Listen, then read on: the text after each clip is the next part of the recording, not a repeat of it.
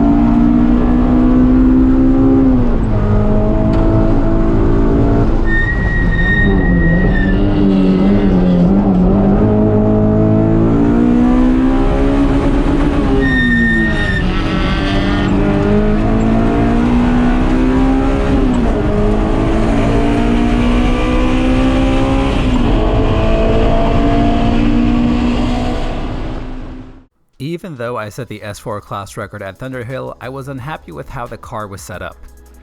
Surprisingly, I found that the Carceps front sway bar gave the car insufferable understeer, even on the softest setting.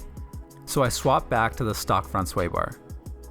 I also installed some Megan rear upper control arms in order to increase the rear camber to -3.3 degrees.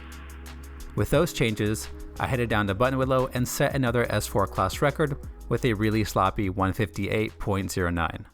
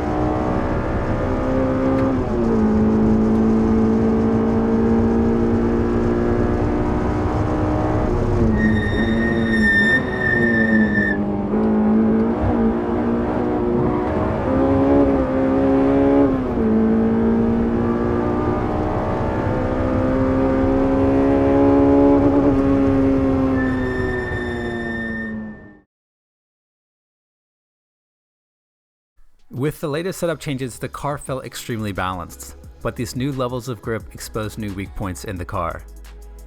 I noticed that the car was lifting and spinning the inside rear wheel more than before, and I was losing time because of it. The aim solo showed a predictive lap time in the 57s, but I just couldn't string the lap together as the track got slower throughout the day.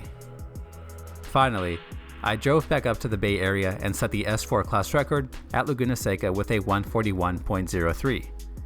The AIM solo showed a predicted lap time in the high 40s, so I waited until the last session and set a 140.93 flyer, which I was super stoked about.